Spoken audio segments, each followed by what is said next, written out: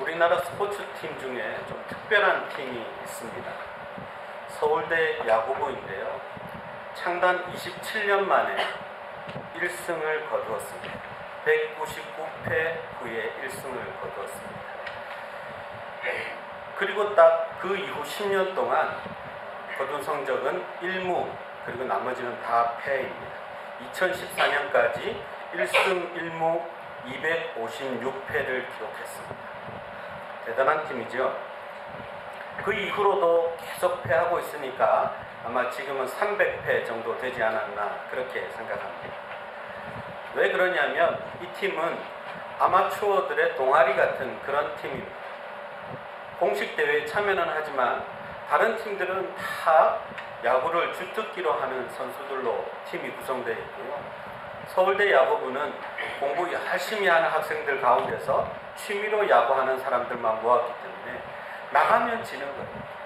나가면 패합니다. 그러니 서울대 팀과 상대하는 팀들은 승리는 따놓은 것이기 때문에 전혀 부담이 없을 것 같죠. 근데 여러분 그렇지 않다고 합니다. 서울대와 상대해서 이기는 팀은 그냥 이겨서는 안 되고 아주 큰 점수차로 이겨야 되는데 조금 경기가 안 풀리기라도 하면 당황하고 어쩔 줄을 몰라서 한다고 합니다.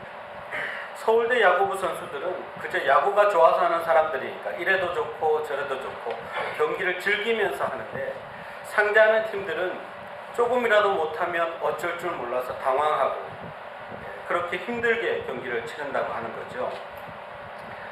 그리고 이 서울대와 상대하는 다른 팀 선수들과 감독들이 그렇게 경기하는 서울대 선수들을 보면서 부러워한다고 합니다. 어쩜 저렇게 즐기면서 야구를 할 수 있을까?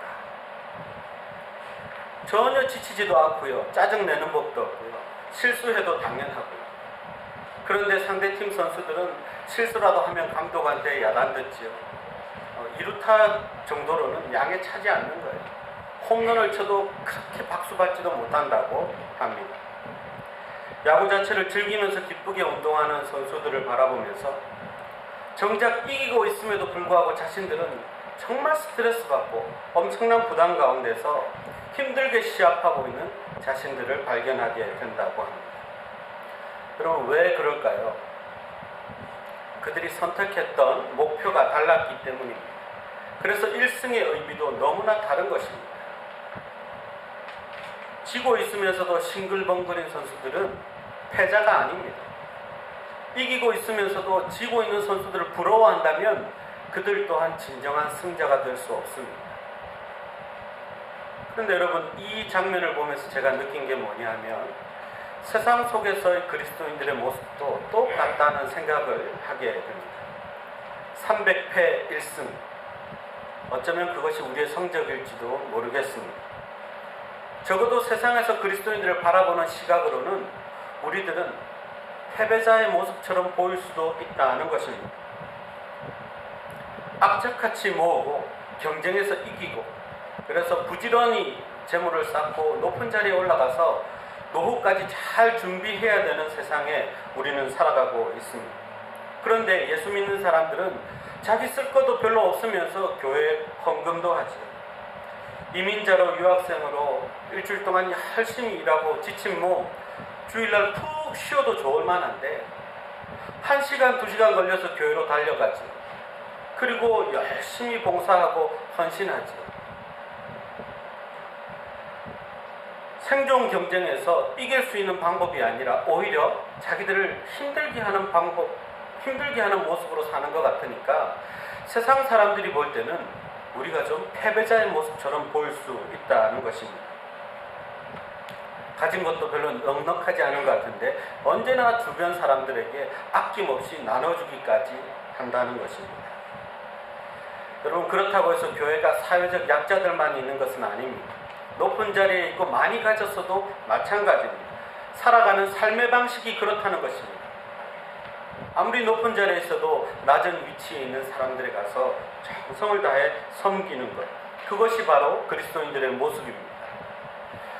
그런데 누가 시켜서 그런 것이 아니라는 것이죠. 아주 자발적으로 봉사하고 섬기고 헌신하는데 그 모습 가운데 기쁨이 있어요. 그리고 그렇게 섬기고 봉사하는 자체를 행복하게 느낍니다. 그러니까 세상 사람들이 볼 때 이게 정말 희한한 사람들인 거죠. 예수 믿는 사람들은 어떻게 그렇게 살 수 있을까? 분명히 패자 모드인데도 그들 가운데 알 수 없는 기쁨이 있고 평강이 있습니다. 마음속으로 심지어 우리를 부러워하기까지 한다는 것입니다. 왜 그래요?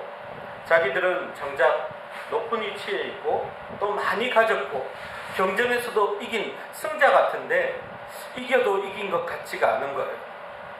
마치 서울대와 상대하는 상대팀의 감독과 선수들이 행복하지 않고 오히려 서울대 선수들을 부러워하는 것처럼 우리를 바라보면서 부러워한다는 것입니다. 여러분, 그런데 진짜 불행한 사람들은 어떤 사람인 줄 아십니까? 그리스도인임에도 불구하고 자신들이 누리고 있는, 자신들이 받은 이 축복을 모르는 것입니다. 봉사하고 헌신하고 섬김에 있는 그 하나님의 축복과 기쁨을 잘 모르는 사람들, 그런 사람들이 제일 불행한 사람들입니다. 또 그러면서 세상을 바라보죠. 세상의 형통과 성공을 부러워하기까지 합니다. 하나님이 주시는 축복에 아주 가까이 있으면서도 그 축복이 무엇인지 실제로 경험하지 못하고 체험하지 못하고 점점 그 축복으로부터 떠나가는 사람들, 그 사람들이 가장 불행한 사람들입니다. 대표적인 사람이 바로 오늘 본문에 나오는 롯과 아브람. 이 두 사람은 자기 신앙에 따라서 전혀 다른 선택을 했습니다. 그런데 틀림없이 상식적으로는 롯이 우월한 조건을 가진 땅을 선택했고 틀림없이 복받을 것 같지만 롯은 점점 하나님의 축복으로부터 멀어지고 손해보고 롯에게 모든 것을 양보하고 좀 손해보는 선택을 한 것 같지만 아브람은 하나님의 축복이 점점 더해지고 넘치는 축복을 받게 된다는 것입니다. 여러분, 이 차이가 어디서부터 시작되었습니까? 바로 선택의 차이입니다. 아브람이 조카 롯과 함께 고향을 떠나서 잠깐 애굽으로 이민을 갔다 왔습니다. 그런데 다녀오는 동안 굉장한 거부가 되었습니다. 가진 것도 많아지고 소유도 늘어나고 짐승들도 아주 풍성해졌습니다. 근데 문제가 발생했어요.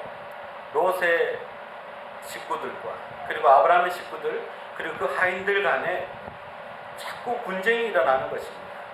그래서 아브라함이 생각하다가 롯에게 제안합니다. 자, 이제 하나님의 축복으로 우리가 이렇게 재산이 많아졌는데 이제 서로 나누어서 거하자. 네가 만약에 좌하면 나는 우하고 네가 우하면 나는 좌하마. 그렇게 이야기를 했습니다. 이 제안을 롯이 받아들여서 그때부터 롯이 부동산을 감정하기 시작합니다. 여러분, 부동산을 평가하고 감정할 때 사람들이 뭘 보죠? 입지 조건이 어떤지 그리고 앞으로의 발전 방향이 어떤 것인지를 틀림없이 눈여겨볼 것입니다. 롯은 현실적인 계산이 아주 빠른 사람입니다. 그래서 이 요단들을 보니까 너무너무 탁월한 땅 같았습니다.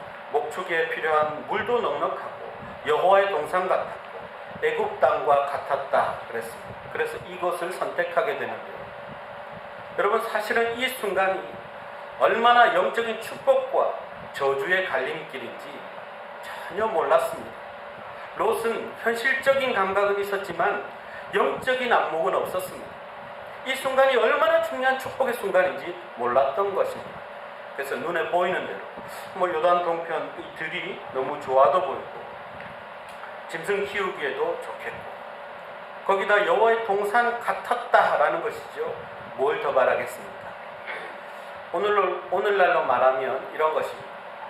사업을 하기 위해서 가게를 하나 내려고 하는데 아주 좋은 목에 가게 자리가 하나 났습니다. 유동인구도 굉장히 많고요. 그리고 거기 사는 사람들의 소비 성향도 높고 평균 소득도 높은 것입니다. 주변에 경쟁 가게도 없습니다. 틀림없이 가게를 열면 대박이 날 것 같아요. 심지어 이 가게를 내어주는 세를 주는 주인도 기독교인이라는 얘기까지 들립니다. 아, 이거 하나님의 뜻이구나. 하나님이 나를 이곳으로 인도하셨구나. 충분히 생각할 만하죠. 그러니 이거다. 그렇게 생각하는 것입니다. 그런데 여러분 그렇지 않습니다.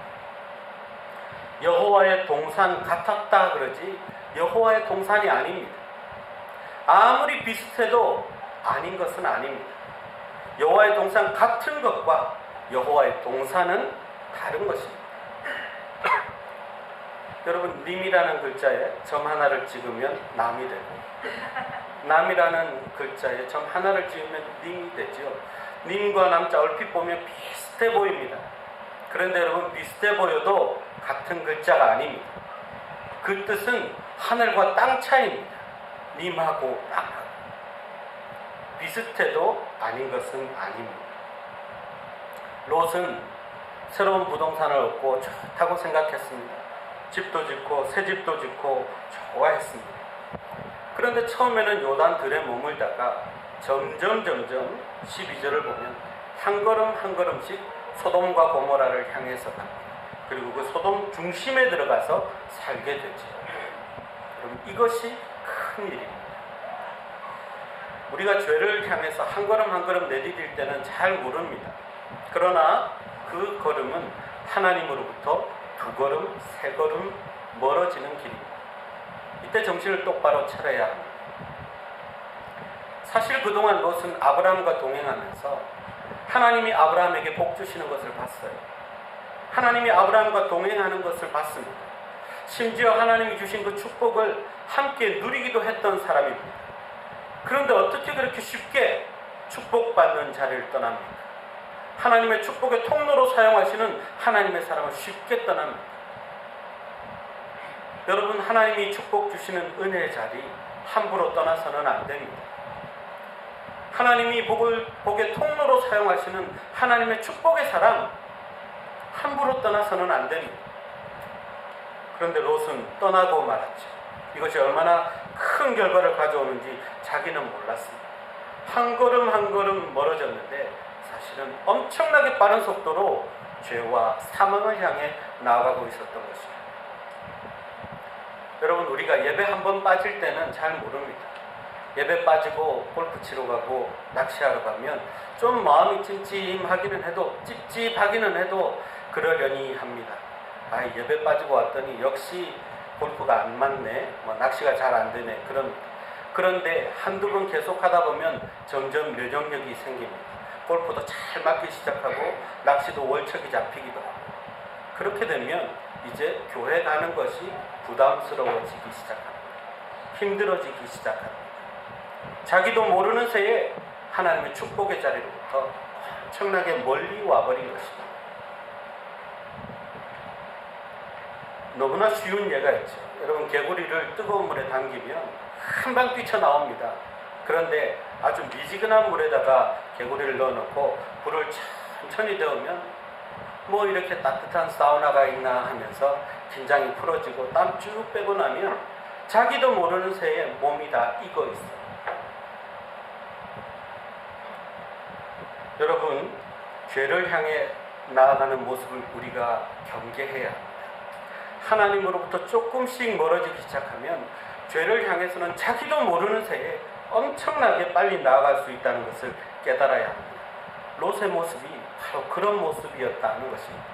자기는 몰랐는데 소돔과 고모라 깊숙한 곳까지 갈 때까지 자기는 몰랐어요. 한편 아브라함은 왜 그렇게 불리한 조건을 선택했을까요? 아브라함은 우선 선택권부터 양보하지 않았습니까? 조카에게 우선권을 주었습니다. 찬물도 위아래가 있지요.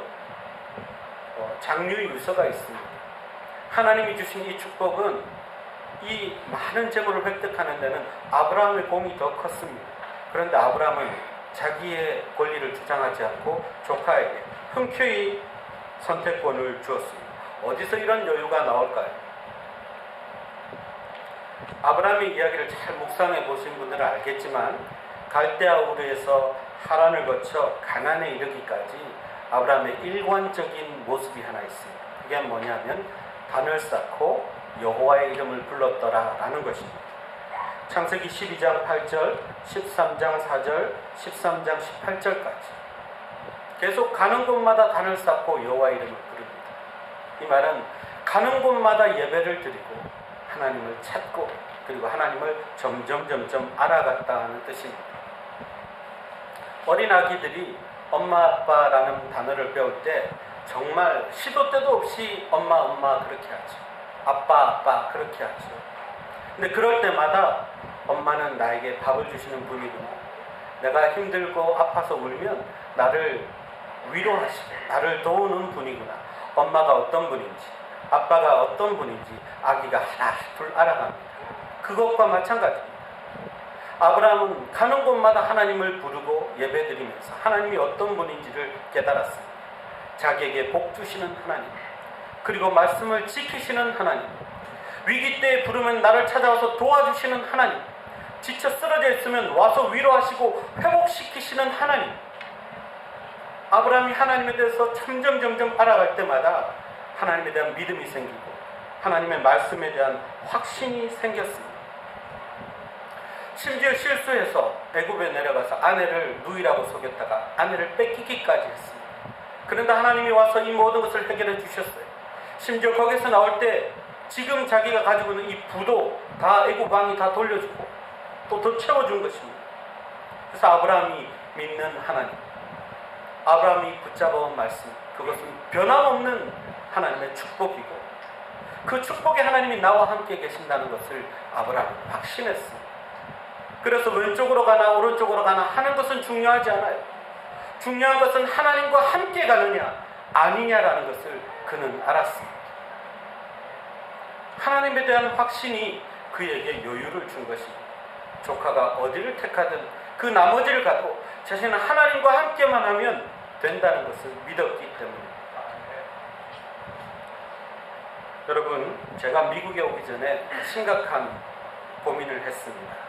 영주권이 나온다고 하는데 미국에 갈지 아니면 지금 섬기는 교회에서 조금만 더 섬기다가 한국 교회의 담임 목사로 나아갈지 하나님 앞에 기도하게 되었습니다. 그때 섬기던 교회는 굉장히 담임 목사로 가기에 좋은 조건들을 가지고 있었고요. 미국은 잘은 몰라도 가면 밑바닥부터 시작해야 될 것 같았습니다. 그리고 너무너무 알 수 없는 곳이기 때문에 미래에 대한 두려움과 불안이 있었습니다. 가야 합니까? 말아야 합니까? 하나님 앞에 간절히 기도할 때 그때 하나님이 이 말씀을 주셨어요. 아브라함은 선택의 상황에서 하나님을 선택했다는 것입니다. 하나님과 함께라면 좌든 우든 아무 문제가 안 된다는 거죠. 제 마음에 확신이 들었습니다. 하나님과 함께라면 이곳에서 교회를 섬기든 미국에 가서 처음부터 시작하든 아무 문제가 되지 않는다고 생각했습니다. 그리고 그게 믿음으로 다가왔습니다. 이제 제가 이민 온 지 9년 되었는데 누군가 제게 묻는다면 저는 그렇게 말할 것입니다. 하나님이 함께 하셨습니다. 하나님이 함께 하셨습니다. 그리고 내게 은혜를 베푸셨습니다. 오늘 우리가 찬양한 것처럼 한량없는 은혜를 베푸셨습니다. 여러분, 아브라함과 롯이 어떻게 이렇게 다른 선택을 하게 된지 아십니까? 그 이유를 추적해보면 아브라함은 출발부터 롯과 달랐다는 것을 우리가 볼 수 있습니다. 12장 4절은 이렇게 이야기합니다. 이에 아브라함이 여호와의 말씀을 쫓아갔고 롯도 그와 함께 갔습니다. 아브라함은 하나님의 말씀을 따라갔습니다. 그런데 롯은 그냥 아브라함을 따라갔다 하는 것입니다. 아브라함은 말씀에 붙잡혀서 시작한 신앙생활입니다. 그런데 롯은 사람을 보고 시작한 신앙생활입니다. 그래서 아브라함은 가는 곳마다 말씀을 붙잡고 말씀으로 씨름하며 하나님 앞에 예배드리고 그렇게 믿음이 성장해간 반면에 롯은 아브라함만 쳐다보고 있었던 거예요. 근데 아브라함을 보니까 좀 이상한 거예요. 어떤 때는 믿음이 좋은 것 같다가 어떤 때는 숙모를 누이라고 해가지고 또 어려움을 당하기도 하고 어떤 때는 잘 믿던 것 같은데 어떤 때는 너무너무 실족하기도 하고 그래 놓고도 하나님 앞에 뻔뻔하게 가서 예배드리기도 하고 자기가 보기에는 이 아브라함은 좀 실망스러운 것입니다. 아브라함에 대해서 확신이 서지 않는 것입니다. 여러분, 이것이 롯의 신앙입니다. 사람을 보고 시작한 신앙입니다. 교회 와서도 사람을 보고 신앙생활하는 사람들은 사람을 보고 실망합니다. 사람의 말에 상처받고 실족하고 그리고 교회를 떠나기까지 합니다. 하나님 때문에 상처받고 하나님 때문에 실망하고 하나님 때문에 교회 떠나는 사람 맞습니까? 그런 사람 없습니다. 다 사람 쳐다보다가 실족합니다. 롯처럼 사람 쳐다보다가 현실의 눈앞의 이익만 보고 하나님이 주시는 축복, 영적인 축복은 하나도 보지 못하고 하나님이 제공하신 축복의 자리까지 떠나가는 것입니다. 이게 얼마나 안타까운 일입니까? 여러분, 우리가 사람을 보고 사람을 믿으러 이곳에 왔습니까? 아니요, 그렇지 않습니다. 하나님을 바라봐야 합니다. 우리의 신앙은 하나님 중심이어야 합니다. 하나님의 말씀을 따라 가는 신앙이어야 합니다. 그래야 우리에게 선택의 상황이 와도 위기의 상황이 와도 하나님의 말씀을 붙잡고 판단하고 이겨낼 수 있습니다. 그 선택의 결과는 너무나 달랐습니다. 아브라함과 롯의 운명이 갈라지는 결정적인 곳이 바로 14절인데요. 근데 이런 단어가 있습니다. 롯이 아브라함을 떠난 후. 롯이 아브라함을 떠난 후. 그때 하나님은 아브라함을 복 주시기 시작합니다. 앞에서 12장 7절에 하셨던 말씀 거기에다가 플러스해서 땅의 약속뿐만 아니라 셀 수 없을 만큼 후손을 주겠다고 약속하십니다. 선택의 상황에서 하나님과 말씀을 선택했더니 약속이 더 풍성해지신 거예요. 축복이 더 넘쳐나게 된 것입니다. 마치 이곳에서 말씀하시는 하나님을 보면 다 줄 거야, 더 줄 거야, 그렇게 말씀하시는 것 같습니다. 롯이 떠나간 그 빈자리를 하나님은 아브라함에게 축복으로 채워주셨습니다. 그런데 여러분, 롯은 어떻게 됐죠? 우리가 너무나 잘 그 후의 일을 알 수 있습니다. 말씀과 하나님의 사람에게서부터 떠난 후부터 롯에게는 시련이 시작되죠. 그렇게 찾아갔던 소돔과 고모라가 멸망하죠. 탈출하다가 아내까지 잃어버립니다. 그때 돌기둥이 되어서 아직까지 거기 있습니다. 아내. 그 딸들과 불미스러운 관계를 통해서 태어난 민족이 모압과 암몬인데요. 하나님의 백성 이스라엘과 대대로 원수로 지내는 그런 사이로 바뀌고 맙니다. 부동산 한번 잘못 선택한 거예요. 영적인 안목이 없어서 그저 눈에 보이는 대로 현실적인 계산으로 선택한 거예요. 근데 그 결과는 너무나 엄청난 것이었습니다. 우리가 처음 예수를 믿을 때는 그런 일들이 별로 없지만 하나님이 우리의 믿음을 더 성장시키기 원하실 때 우리 앞에 이런 선택의 상황을 많이 주십니다. 근데 여러분, 그때 어떤 것을 선택할 것입니까? 롯처럼 현실적인 계산으로 눈에 보이는 대로 그리고 사람을 보고 그렇게 판단하고 선택하실 것입니까? 아니면 하나님을 선택하고 하나님의 말씀을 붙잡고 선택할 것입니까? 너무나 당연한 것입니다. 우리는 아브라함처럼 약속의 말씀과 그 말씀을 주시는 하나님을 선택하고 붙잡아야 합니다. 세상 사람들은요, 형통하고 성공하고 남들에게 인정받고 자기를 좀 자랑할 수 있으면 그것을 인생의 큰 보람으로 승리로 칩니다. 1승이라고 생각합니다. 어떤 방법과 수단을 가리지 않고 내가 더 많이 갖고 높은 위치에 오르는 것이 1승입니다. 그러나 이런 목표를 가진 사람들은 절대로 마음의 평안이 없습니다. 기쁨이 없습니다. 1승 후에도 또 패배할까 걱정하고 염려하고 스트레스 받는 삶을 살아갑니다. 그러나 이 세상을 사는 목표가 하루하루 주님과 동행하고 하나님과 동행하고 하나님의 말씀을 붙잡고 가는 사람들은 그 삶의 곳곳에 그 삶의 자리자리마다 하나님이 주시는 축복과 기쁨이 함께합니다. 그래서 이런 사람들은 이미 영원한 1승을 얻었기 때문에 아낌없이 나눠주고 아낌없이 자기를 낮추어 섬기고 너무너무 행복하게 살아가는 것입니다. 그게 바로 그리스도인들의 모습입니다. 하나님이 우리에게 요구하시고 마땅히 그렇게 살아라고 하는 그리스도인의 삶입니다. 우리가 하나님을 선택했고 그리고 지금 하나님과 동행하고 있다면 여러분 절대로 걱정할 필요가 없습니다. 심지어 누가 우리를 패배자처럼 보아도 하나도 꿀리거나 하나도 걱정할 필요가 없습니다. 왜요? 우리는 이미 영원한 승리를 거둔 사람들이기 때문에 그렇습니다. 그들과는 차원이 다른 행복과 기쁨을 누리며 살아가기 때문입니다. 우리는 절대로 패배자가 아닙니다. 지금도 하나님께서 나와 동행하시고 말씀으로 내 삶을 인도해 가심을 믿는다면 우리는 영원한 승리자입니다. 여러분, 세상 속에서 세상 사람들이 볼 때 199패쯤 되면 어떻습니까? 300패면 어떻습니까? 우리는 전혀 아무 문제가 되지 않습니다. 혹시 선택의 기로에 있는 사람들이 있습니까? 그렇다면 하나님과 하나님의 말씀을 선택하십시오. 여러분이 하나님을 선택하고 그리고 말씀을 붙잡기로 결단하는 그 순간부터 하나님의 축복이 쏟아질 것입니다. 하나님의 축복이 넘치게 여러분과 함께 할 것입니다. 어느 나라의 왕자가 사냥을 나갔다가 그만 낭떠러지 아래로 추락하고 말았습니다. 왕이 군사들을 보내서 이 귀한 왕자를 찾으려고 얼마나 애썼는지 모릅니다. 그런데 잘 발견이 되지 않는 것입니다.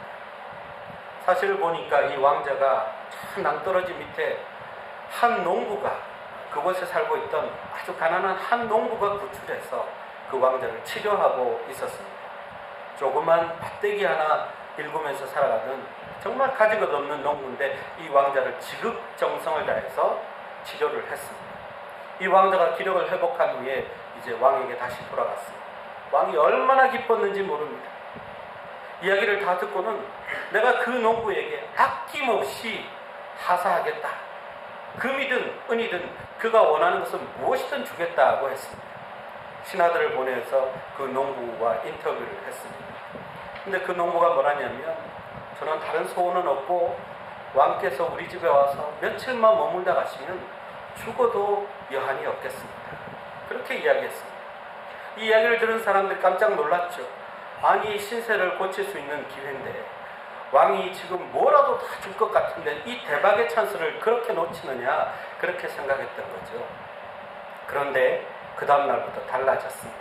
왕이 오기로 예약된 날까지 신하들이 먼저 와서 일단 저 낭떠러지 밑으로 내려가는 큰 길을 닦습니다. 그리고 왕이 머물러야 되니까 집을 수리하기 시작하는데 대충 하다가 안 되겠으니까 왕이 머물 집을 그 옆에다가 엄청나게 화려하게 짓습니다. 음식도 드셔야 되니까 수락관도 지어놓고요. 섬기는 사람들이 와서 곳곳에 왕이 먹을 음식이며 음식들을 채워놓습니다. 수행원들 숙소까지 다 마련하고 나니까 그 가난한 농부의 집이 궁궐처럼 바뀌어버린 것입니다. 참 현명한 농부죠. 왕과 함께 엄청나게 좋은 것들이 따라오는 것입니다. 여러분, 하나님은 우리의 왕이십니다. 아멘. 천지 만물을 지으시고 부족한 것이 없는 모든 것을 다 가지신 하나님이십니다. 그분이 우리의 삶에 오시면 모든 좋은 것들이 함께 옵니다. 하늘의 신령한 복과 은사와 이 땅에 풍성하고 기름진 하나님의 복들이 우리에게 주어질 것입니다. 야고보서 1장 17절 말씀에 온갖 좋은 은사와 선물이 다 위로부터 하늘의 아버지부터 내려온다고 말씀하십니다. 여러분, 하나님을 선택하십시오. 그리고 말씀을 붙잡고 살아가십시오. 여러분은 영원한 승리의 주인공이 될 뿐만 아니라 여러분의 삶에 하나님의 축복이 넘치고 넘치고 또 넘칠 것입니다. 기도하겠습니다. 하나님,